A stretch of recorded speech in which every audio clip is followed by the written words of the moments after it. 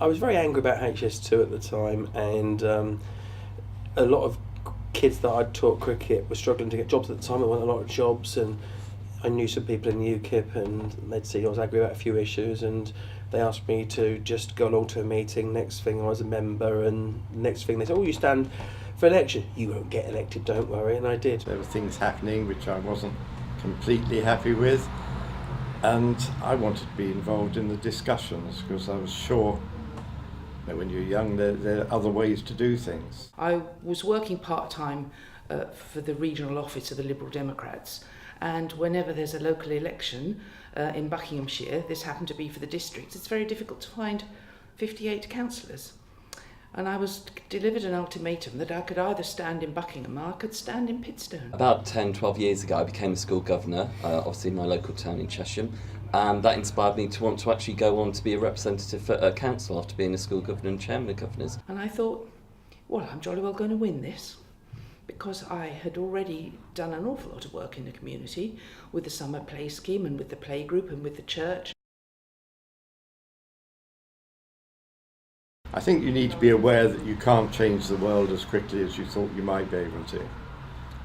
It gives you a sense of reality then when you do get involved. Don't say much, get to know people, get to learn how the systems work, get to know the officers, get to know what you can do. You have got to work with a group of other people, and at the end of the day you have to be at a stage where you might need them to support you in what you're trying to achieve. So you've got to learn how to do that grouping, work with people and get people behind what you're trying to take forward. Never promise the world because it's very difficult to deliver it, but actually just bring down people's expectation, but get delivery of something done for them. One of the resolutions I made was that I would never get involved in local government, as it was the course, the paper that I was least interested in. People said to me, what are you promising then? I said, nothing.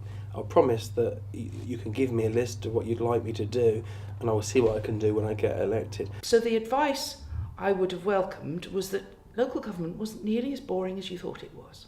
In fact, once you've sorted out who does what, it's really valuable and worthwhile. I really work closely with officers as well, because if you work with officers and work with other politicians, you get a lot more done.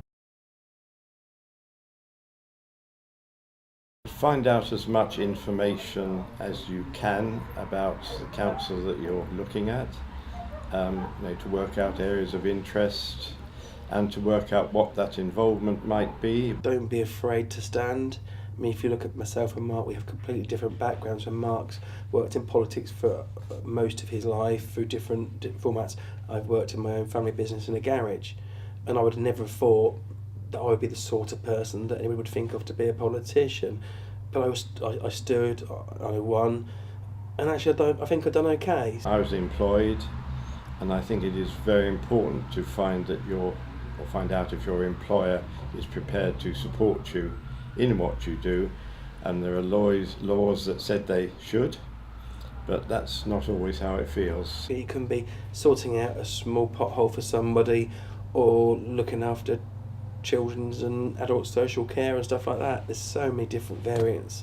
I try to get back to people who contact me as quickly as possible, and I never like to leave people empty-handed, even if I know that it's a lost cause. Very often people just want to talk things over to you. Be clear about what you want, clear about what you want to deliver for your town or your localised communities. Have inbuilt passion about it, because all our communities are great places to be, but they need spokesmen for it. Don't fight battles you can't win.